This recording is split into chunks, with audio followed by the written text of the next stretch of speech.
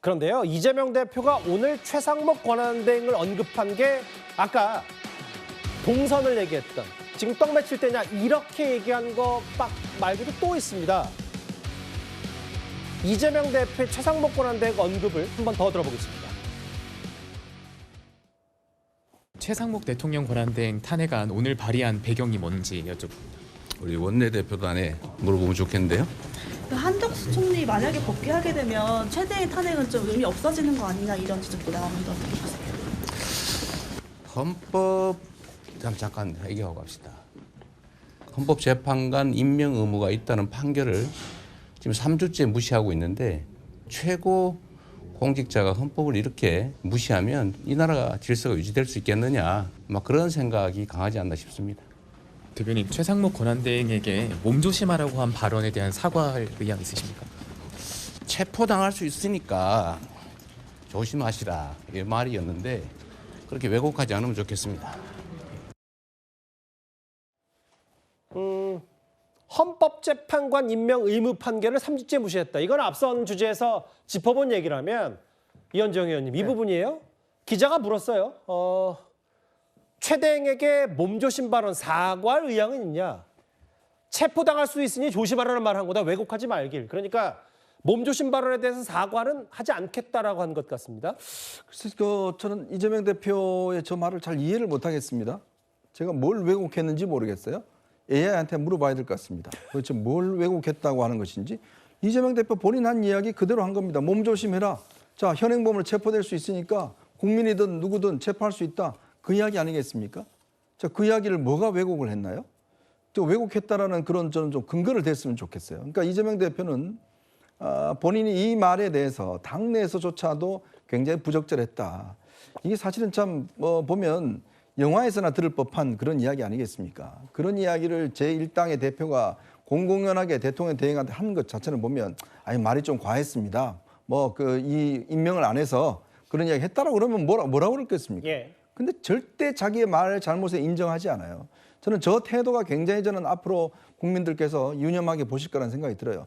즉 자기가 상대방에 대해서 저렇게 심한 이야기를 했음에도 불구하고 왜곡하지 마라? 뭘 왜곡하지 마라고 이야기하는지 저는 모르겠고 그만큼 상대방에 대해서 공격을 해놔놓고 지금 전혀 사과도 하고 있지 않습니다. 저 이야기는 내 말은 다 옳고 내 말은 다 옳아. 실수가 없어. 라고 하는 이야기가 아니겠습니까? 제발 좀 본인의 말이 어떤 말인지조차 한번 다시 녹음 한번 들어보십시오. 그런데 이현정 의원님 짧게만 하나 더요. 그러니까 사과는 거부했고 왜곡하지 말라는데 그러면 이 왜곡하지 말기 전에 했던 말 체포당할 수 있으니 현행범이니까 조심하시라는 말 현행범이니까 체포당할 수 있다는 팩트는 본인이 생각할 때 최상목 대행이 충분히 그럴 수 있다는 얘기를 하는 겁니까? 저는 법을 전공하지 않았습니다만은 제가 그래서 형사소송법 211조를 다 봤습니다. 근데 현행범이라는 규정이 4가지가 돼 있더라고요. 예. 그 4가지는 단순하게 이야기해서 칼을 들고 있다든지 협박한다든지 몸에 막 피가 묻었다든지 도망가고 있다든지 이런 상황을 현행범이라고 그래요. 자, 그런데 최상목 대행이 제가 직무유기를 해서 막 지금 도망가고 있습니까? 해서 막 피를 묻히고 있어요? 현행범입니까? 세상에 저는 직무유기로 현행범을 체포한다는 이야기는 듣도 보도 못했습니다. 사실 민주당 내부에서도 아니 그렇게 법조인들 말고 율사 출신들 많은데 아니 한덕수 총리 건을 먼저 선고한다는 아주 조그만 정보조차 우리가 얻지 못했냐. 정보력 부재에 대한 목소리도 민주당 내부에서 꽤 있는 것 같고 실제로 그래서 그제였죠. 일부 보도에 따르면 이재명 대표가 비공개 최고위원회에서 왜 이렇게 결정이 늦어지냐. 헌재 관련 자세한 정보를 들은 사람이 있냐. 라고 했는데 뾰족한 답을 얻지 못했고 근데 또 이게 마치 한덕수 총리 건 이후에도 최상목 권한대행에 대한 탄핵 소추를 발의하겠다라는 게 아까 잠깐 만나봤지만 화풀이 혹은 괘씸죄 때문 아니냐라는 해석도 많이 나왔었거든요. 근데 저 박성미 소장님 오늘 보니까 김동연 지사도 그렇고 김부겸 전 총리, 김부겸 전 의원도 이거 절제하고 신중해야 된다. 최상목 권한대행 탄핵에 대해서는 반대 표시를 분명히 한 것 같더라고요.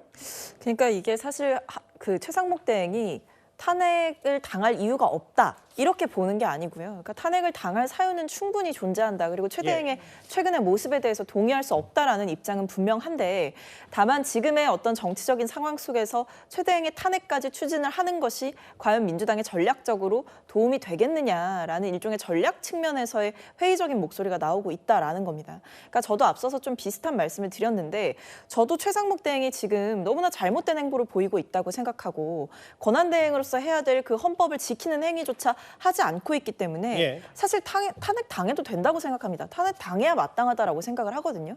근데 앞서도 말씀드렸듯이 이게 과연 지금 이 국면에서 국민들께 동의를 얻을 수 있을 것이냐 이 부분을 간과해서는 안 된다. 그렇기 때문에 탄핵을 할 땐 하더라도 이 과정을 어떻게 관리할 것인지 혹은 이 명분을 어떻게 설명할 것인지 그리고 지금의 상황에서 과연 이것이 최선인지에 대한 전략적인 판단이 보다 필요한 시점이다. 저는 여기에 대해서 당내에서도 저와 비슷한 혹은 다른 분들과 비슷한 의견을 가진 분들이 꽤 있을 것으로 개인적으로 생각됩니다. 절제, 부정적 이런 단어들을 오늘 비명기에서 이재명 대표를 향해 쏟아냈습니다. 그런데 아까 뭐 이재명 대표가 기자들의 질문을 받고 갑자기 중간에 멈춰서서 그거 몸조심 발언은 사과할 것 없고 왜곡하지 말라라고 했거든요. 이재명 대표 이런 흐름 왜 이렇게 최상목 대행에 대한 탄핵 고집 혹은 마은혁 후보자 임명 이런 부분에 대한 강조를 할까 국민의힘에서는 이런 속내를 예측하고 있습니다. 민주당이 또 엄청 바보짓을 했습니다. 이 마은혁 후보자를 임명을 강행시키기 위해서 여러 가지 잔머리를 쓰고 있는데요. 최상목 대행까지 또 탄핵 소추한다면 세계사에 유례가 없을 겁니다. 대행이 되는 것이죠. 이렇게 하는 이유는 뻔합니다. 이재명 대표에 대한 선고가 3월 26일로 임박했거든요. 당선 무효형이 나올 것 같으니까 겉으로는 태어난 척하고 무죄인 척하지만 속으로 후달리는 거죠. 최상목 대행의 그 마은혁 임명 안 하는 것 등을 포함한 여러 가지를 봐서 뭐 탄핵감이지요. 그렇지만 지금의 정국이나 또는 정무적인 상황에서 그 탄핵으로 가는 것이 과연 꼭 유리할까? 또 지금 불안정한 이 국정 운영의 여러 가지 상황으로 봤을 적에도 꼭 그게 가장 바람직한 길일까 하는 데에 대해서는 다소 좀 회의적입니다. 그런데 여권에서는 이 부분을 얘기하고 있어요. 단순히 마은혁 후보자 없이는 대통령 파면이 쉽지 않으니까 최상목 권한대행 압박하는 거 아니냐. 이게 첫 번째라면 두 번째. 최인영 변호사님 저하고 화면을 같이 보실게요. 이른바 헌법 제84조 논란 혹은 이재명 대표가 여러 가지 갖가지 사법 리스크가 있고 만약에 대통령이 당선이 된다고 하더라도 만약에 본인에 대한 거취를 헌법재판소에 물어볼 기회가 있었을 때 마은혁 후보자가 있고 없고는 천지차이다라는 게 이재명 대표 속내 아니냐 이런 분석도 있어요. 그렇습니다. 물론 뭐 조기 대선이 있을지는 두고 봐야 되겠습니다만 어쨌든 본인이 꿈꿀 수는 있는 것인데요. 말씀하신 것처럼 지금 이재명 대표의 그 공선법 항소심 재판이 다음 주 수요일 선고되는 것 아니겠습니까?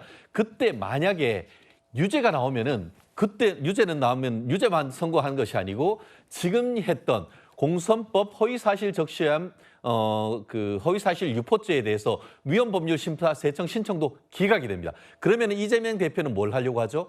그러면은 그걸 가지고 본인이 재판이 있기 때문에 헌법재판소로 가서 그 조항에 대한 헌법 소원, 위헌법률 심사와 같은 취지의 위헌 심사형 헌법 소원을 할 가능성이 있습니다.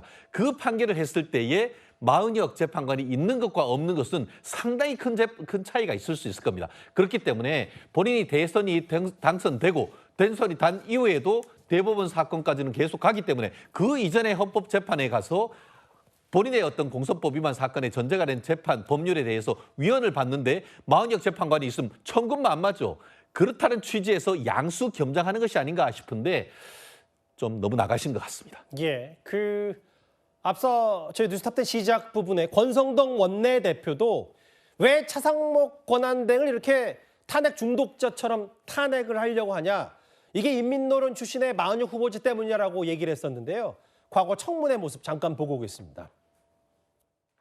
후보자님께서 판사가 되시기 전에 민주노동자연맹에서 활동했고 진보정당 추진위의 정책국장으로 활동했다는 것이 이념적인 편향성이다. 그리고 점거 농성을 벌인 민노당 당직자에 대해서 공소기각 판결을 내린 것이 이념적 정치적 성향을 드러낸 것이다. 인천 지역 민주노동자연맹에서 활동했던 것은 사실이고 그 과정에서 뭐 이런저런 요소들이 있었습니다만은 저는 사법시험에 공부를 시작을 하고 합격한 이후로 꽤 많은 생각의 변화가 있었고 당시 민주노동당 당직자들만 기소된 것을 저는 차별적인 기소로 보았습니다. 그래서 공소기각 판결한 것이고.